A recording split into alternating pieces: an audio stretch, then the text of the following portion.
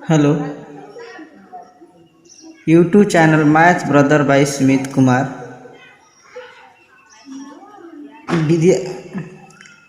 Bihar board विज्ञान lesson 1 यानी part 1 दहन और ज्वाला चीज़ों का जलना। पाठ का नाम है दहन और ज्वाला चीज़ों का जलना। दहन का अर्थ होता है किसी वस्तु को जलना। दहन कहलाता है कोई आसानी से वस्तु जल जाए उसे दहन कहते हैं। और ज्वाला वैसी वस्तु जिससे जलने के बाद जो प्रकाश निकलती है उसे ज्वाला कहते हैं। चीज़ों का जलना यानी कोई भी पदार्थ आग लग जाती है तो उसे चीज़ों का जलन कहते हैं। ठीक है। अब इसमें निम्नलिखित क्वेश्चंस है। ठीक है। इसमें निम्नलिखित क्वेश्चन है जो कि हमने हल कर दिए हैं। ठीक है। एक अपना असाइनमेंट बनाए हैं उस पर हम आपको समझा देते हैं। जैसे कि हम बता दें इसमें जो ये क्या है लेंस है। ठीक है। लेंस इसे हैंड लेंस का कागज़ चलाते हुए। ठीक है। इसमें जितने प्रकार के क्वेश्चन हैं क्वेश्चन पर चर्चा करते हैं। ठीक है। तो क्वेश्चनों पे मैं चर्चा कर देता हूँ। पहला इसमें है, इसमें आ गया है मेरा दहन। ठीक है। तो इसमें देखिए देख सकते हैं आप। ठीक है। तो 9 नंबर क्वेश्चन जो है रिक्त स्थानों की पूर्ति कीजिए। जो कि रिक्त स्थान है ना यहाँ पर दिखाई दे रहा है ना, रिक्त स्थान है। 10 नंबर है सही और गलत का निशान लगाना है। तो एक हमने असाइनमेंट जो तैयार किए हैं। ठीक है। असाइनमेंट है जो हम आपको इस क्वेश्चन को 1 नंबर क्वेश्चन से हम इस पे अपना सजा दिए हैं। ठीक है। देखना है आराम से। तो चैनल जो है हमारा, ठीक है, तो हम अपने असाइनमेंट के हिसाब से आपको पूरा दिखा देता हूँ। ठीक है।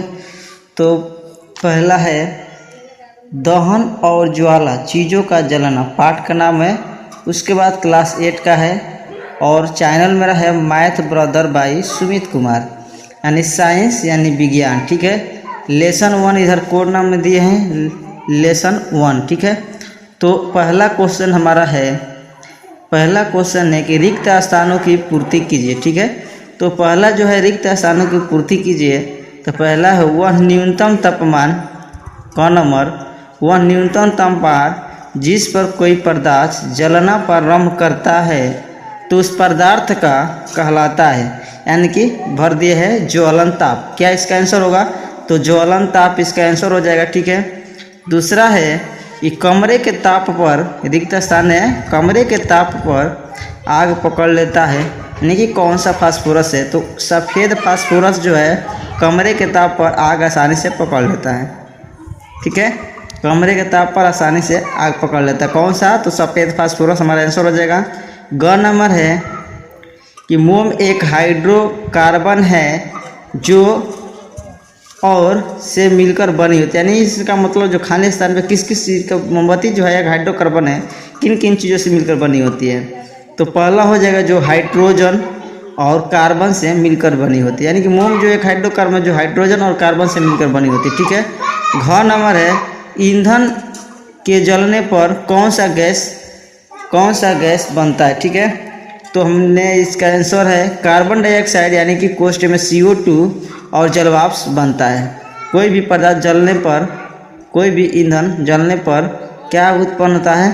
तो कार्बन डाइऑक्साइड यानी कि CO2 और जलवाष्प। आंसर हो जाएगा इसका CO2 और जलवाष्प। अगला नंबर है पेट्रोल का ज्वलन ताप केरोसिन के ज्वलन ताप से क्या होता है? यानी कम होता है कि अधिक होता है? तो क्या होता है? तो कम होता है। ठीक है। इसका आंसर हो जाएगा कम होता है। अब है प्रश्न नंबर दूसरा में हमने दिए हैं कि निम्न पर सही या गलत का निशान लगाइए। तो पहला है कागज़ के कटोरे में पानी डालकर गर्म करने पर कागज़ जल जाता है। मतलब बोला है कि जैसे कागज़ के कटोरे ले लीजिए, उसमें क्या करना है कि आपको पानी भर देना है और पानी भरने के बाद बोला है कि एक आग पर रखिए और आग पर रखने में क्या ये जल जाएगा? तो कागज़ नहीं जलेगा जब तक उसका पानी नहीं सूखेगा तब तक नहीं जलेगा। तो ये क्या हो जाएगा हमारा? पहला हो जाएगा गलत। ठीक है। दूसरा है ख कि दहन के लिए वायु का होना आवश्यक है। तो हाँ सत्य है क्योंकि बिना ऑक्सीजन के कोई भी वस्तु जल नहीं पाती है। ठीक है। ग नंबर लाल फास्फोरस कमरे के ताप पर आग पकड़ लेता है। तो नहीं, कमरे के ताप पर उजला फास्फोरस आग पकड़ता है आग, इसलिए भी गलत हो गया। और है घ नंबर चूने का पानी कार्बन डाइऑक्साइड गैस प्रवाहित करने पर चूने का पानी दूधिया हो जाता है। तो सही है, राइट है। जब कार्बन डाइऑक्साइड और कार्बन पानी में डालते हैं तो एकदम दूध जैसा चूना हो जाता है, यानी कि ये भी सही है।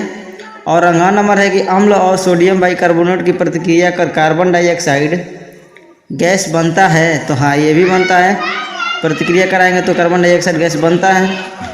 4 नंबर है कि तेल द्वारा उत्पन्न आग को जल द्वारा नियंत्रित किया जा सकता है। तो नहीं, क्योंकि जल द्वारा नियंत्रित आग को या तो बालू से चाहे चादर से धो के किया जाता है, बल्कि पानी डालने से नहीं। ठीक है।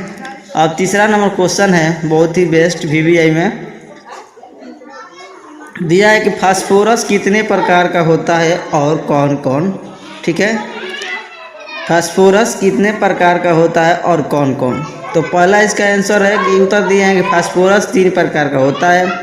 पहला कि उजला फास्फोरस, दूसरा लाल फास्फोरस, तीसरा काला फास्फोरस। यानी फास्फोरस कितने प्रकार के, तो 3 प्रकार के। पहला लाल फास्फोरस, उजला फास्फोरस, या इसको सफ़ेद फास्फोरस भी बोल सकते हैं। दूसरा लाल फास्फोरस, तीसरा काला फास्फोरस। ठीक है। प्रश्न नंबर 4 जो है, मोमबत्ती का कितना भाग होता है और कौन कौन और कैसा दिखाई पड़ता है। यानी इसमें क्वेश्चन 3 गो है।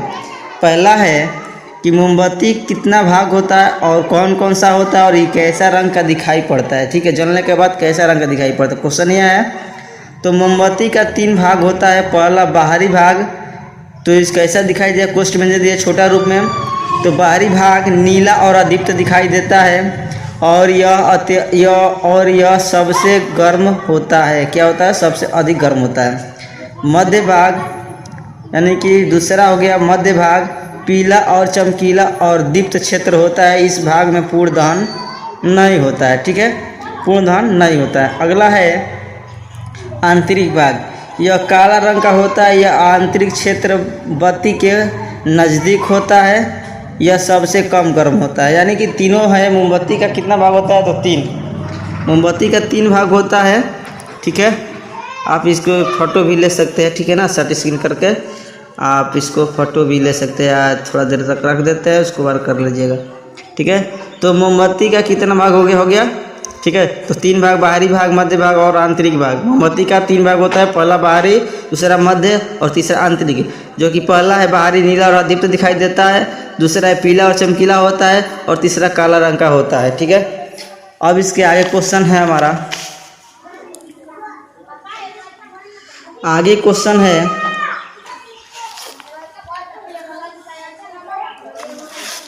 अगला क्वेश्चन। ठीक है, अगला क्वेश्चन दिए है कि आग बुझाने वाले यंत्र को, ठीक है, 5 नंबर क्वेश्चन, आग बुझाने वाले यंत्र को क्या नाम है। ठीक है, चाहे क्या कहा जाता है।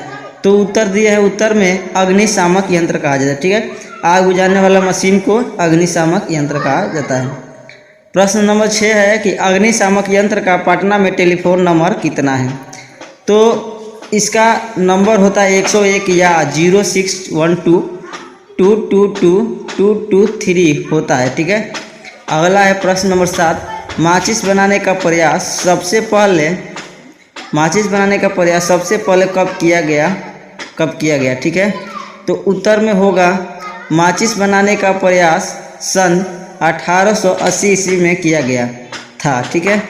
अगला क्वेश्चन 8 नंबर, प्रश्न नंबर 8, कौन सा फास्फोरस बहुत ही कम तापमान पर आग पकड़ लेता है। बहुत ही कम तापमान पर आग पकड़ लेता है। ठीक है, तो उत्तर हो जाएगा कि सफ़ेद फास्फोरस, यही जो कमरे के ताप पर आग पकड़ लेता है आसानी से। अगला क्वेश्चन नंबर 9, कौन सा फास्फोरस अपने आप आग नहीं पकड़ता है बल्कि रगड़ने पर आग पकड़ता है। तो उत्तर हो जाएगा लाल फास्फोरस, रगड़ने पर आग पकड़ता है।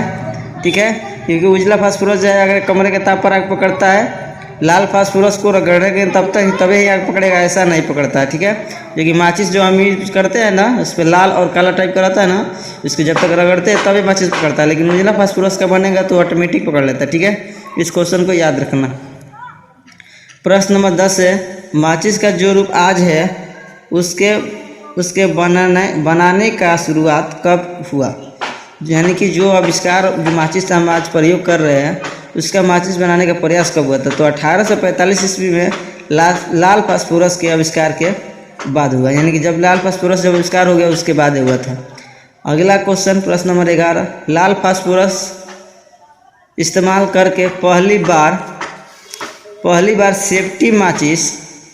सेफ्टी माचिस किसने बनाया था और कब? यानी कि लाल फास्फोरस का इस्तेमाल करके पहली बार सेफ्टी माचिस कब बनाया गया था और किसने बनाया था? ठीक है, तो 1855 ईस्वी में कार्ल लुनस्टान कोस्ट में, यानी कि स्वीडन ने कब बनाए थे? तो 1855, यानी कि जो आज चल रहा है माचिस का हम जो यूज करते हैं घर में खाना पकाने वगाने में जो सलाई बारते हैं। ठीक है, तो प्रश्न नंबर 12 है कि विद्युत क्षेत्र में काफ़ी कार्य करने वाले वैज्ञानिक कौन थे? यानी कि विद्युत क्षेत्र में काफ़ी काम करने वाले वैज्ञानिक कौन थे?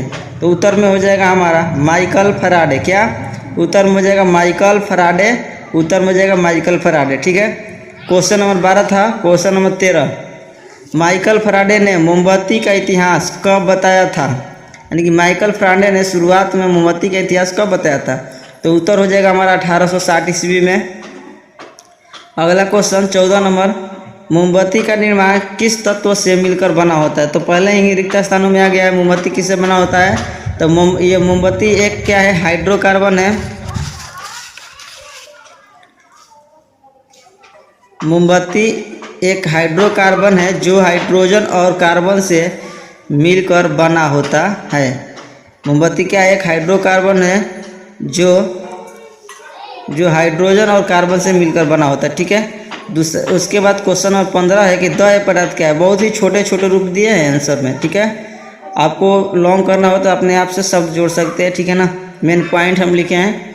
द्रव्य पदार्थ क्या है? तो वैसा पदार्थ जो आसानी से जल जाए, तो वैसे उस पदार्थ को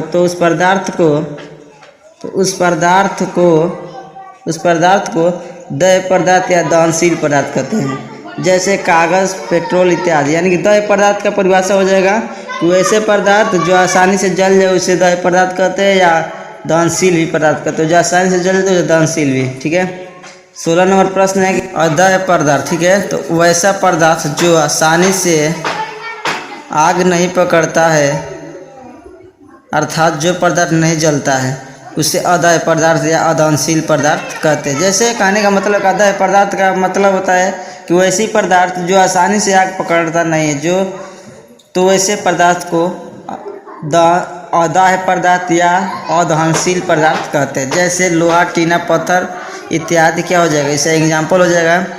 अब है प्रश्न नंबर 17, ज्वलन ताप वह न्यूनतम पदार्थ का तापमान। ठीक है, ज्वलन ताप किसे कहते हैं? तो उसका आंसर हो जाएगा वह न्यूनतम पदार्थ का तापमान जिस पर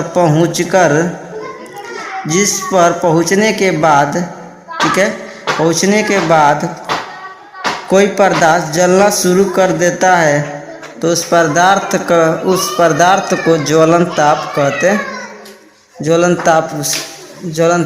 हैं। ठीक है, वह न्यूनतम पदार्थ का तापमान जिस पर पहुंचने के बाद कोई पदार्थ जलना शुरू कर देता है, तो उस पदार्थ को ज्वलन ताप कहते हैं। ठीक है, अगला क्वेश्चन है ज्वाला, यानी क्वेश्चन नंबर 18 ज्वाला है। तो ज्वाला जब किसी पदार्थ को जलाने पर जो उससे रोशनी निकलती है उसे ज्वाला कहते हैं। ठीक है, तो ज्वाला का आंसर हो गया वैसी पदार्थ जिसे जलाने पर जो रोशनी देती है उसे क्या कहते हैं? ज्वाला। लास्ट क्वेश्चन प्रश्न नंबर 19, ऊष्मा किसे कहते हैं? तो जब पदार्थ जलता है तो उसे, जब कोई पदार्थ जलता है तो उससे गर्म का एहसास होता है, अर्थात हीट महसूस होता है, तो उसे ऊष्मा कहते हैं। ठीक है, वैसी पदार्थ वैसी पदार्थ जलने के बाद ऊष्मा देती है उसे क्या कहते हैं? ऊष्मा कहते हैं। हीट जैसा महसूस होता है। आप इसको प्रश्न को आप लिख सकते हैं। ठीक है, एक बार फोटो ले सकते हैं, शॉर्ट स्क्रीन थोड़ा देर के लिए छोड़ देते हैं। ठीक है, ये हो गया रायफुल्ला।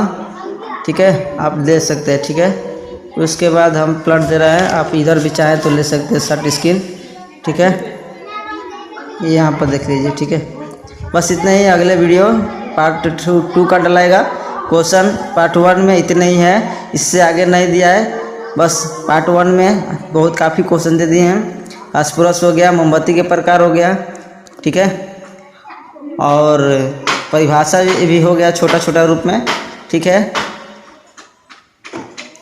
ठीक है, ओके, बाय।